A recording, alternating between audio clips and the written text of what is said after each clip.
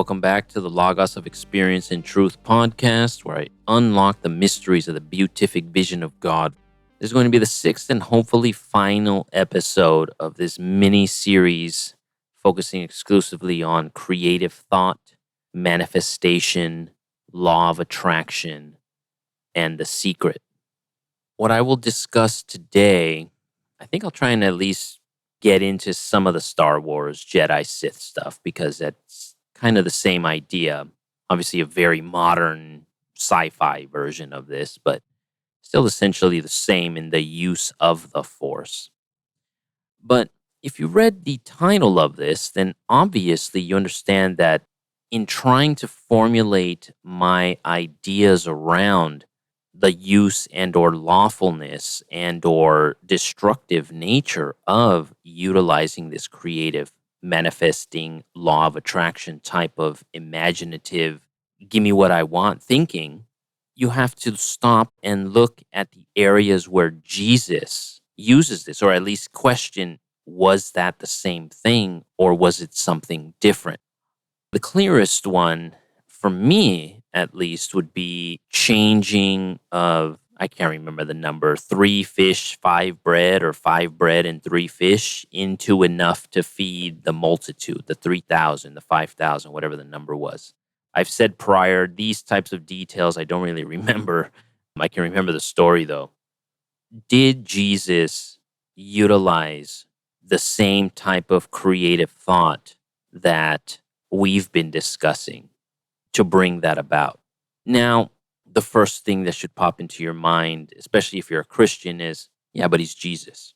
He can do anything. He's God. He's the Son of God.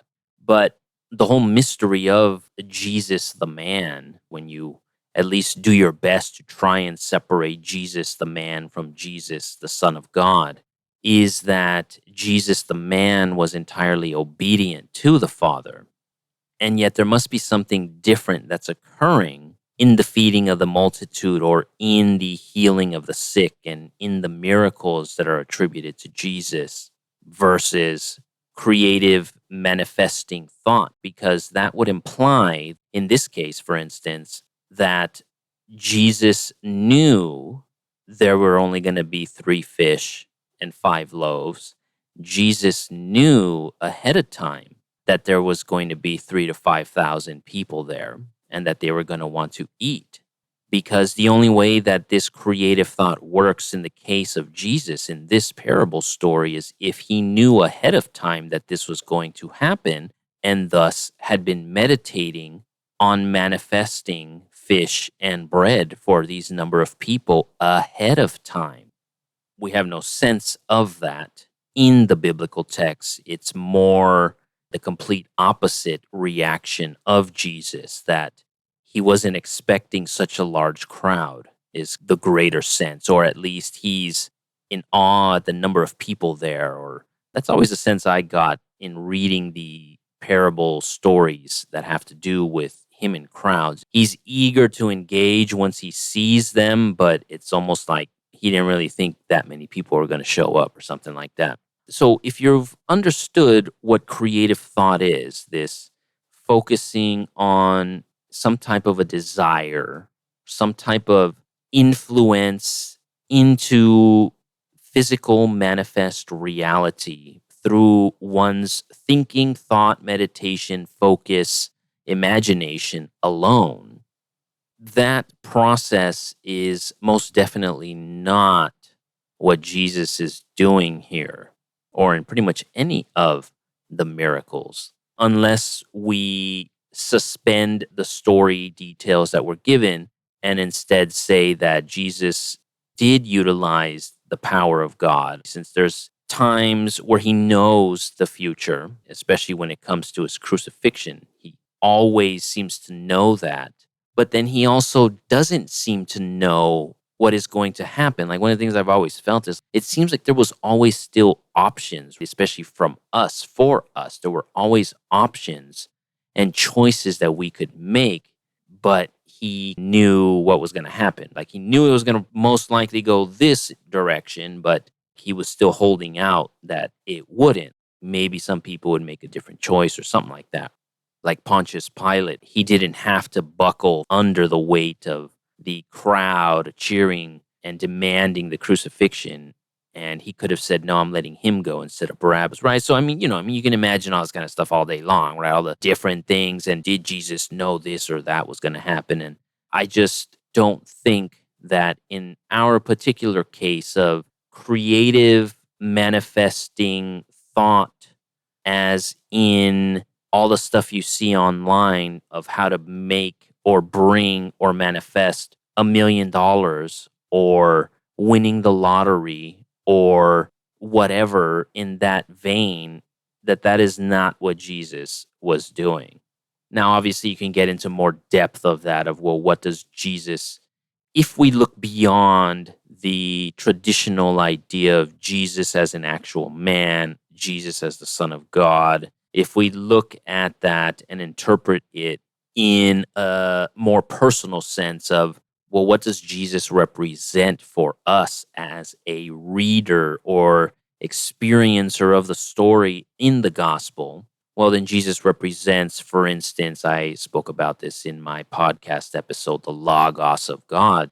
Jesus represents our true self.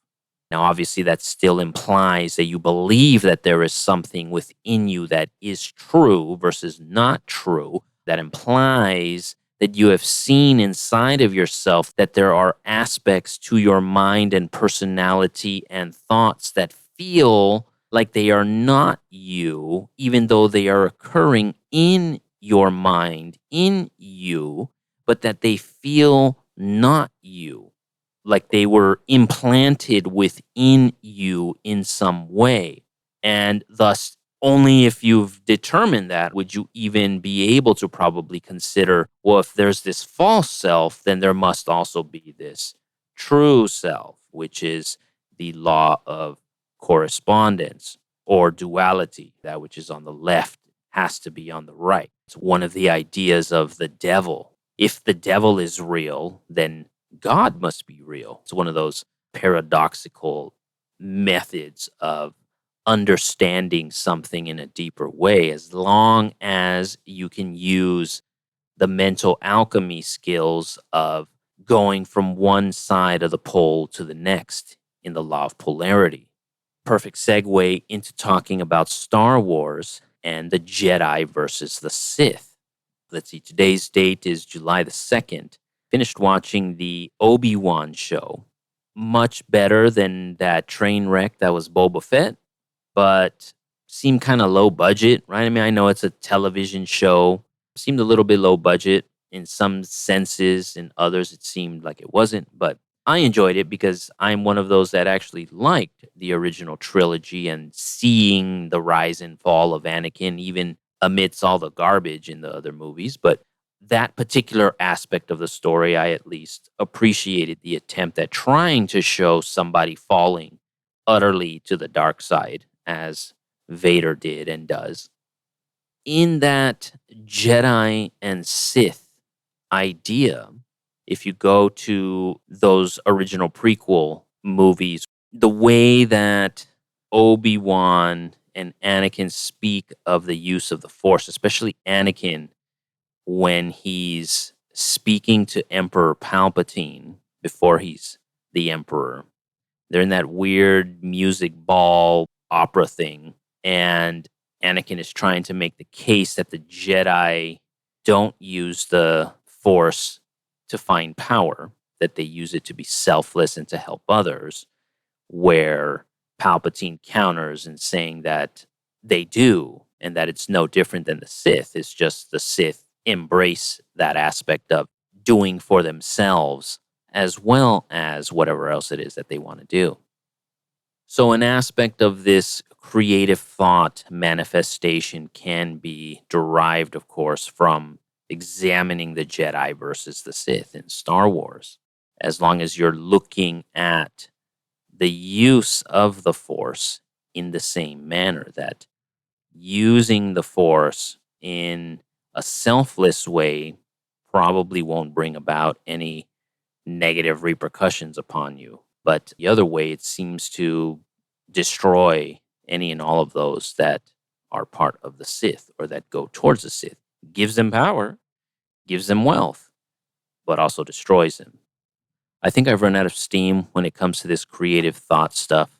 Just really reached critical mass in my mind. Like I said, I hadn't really been thinking about this for several months, and I was starting to feel a bit overwhelmed at all the changes and fixes and new strategies that I had to implement and come up with on building this website and fixing it and getting rid of the fat that I had on it, and a different strategy on these podcast episodes. Like I said, shorter episodes versus these long, drawn out ones that I had in the first two seasons, mainly because I was tied to the fact that I was worried about my credibility, because I'm of the old school of schooling is credibility, and research and study and having a degree is credibility. Even as I've tried to purge that idea from my mind, like I said, I became disenfranchised with schooling and the pay to play system in this country when it comes to it. So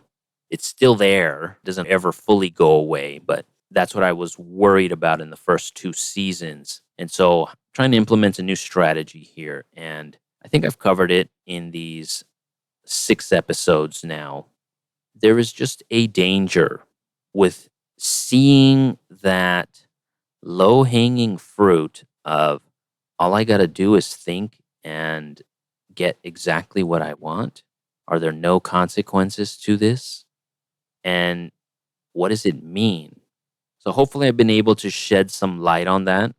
If you have been in the dark, maybe you've come across these teachings, maybe you've tried them, maybe you've experienced some of that kickback, some of that, where did that come from? Some of that, that's not what I wanted, and have wondered about what it means. Maybe at some point I'll get back into this, but for now, I guess I will leave you with that. Until next time.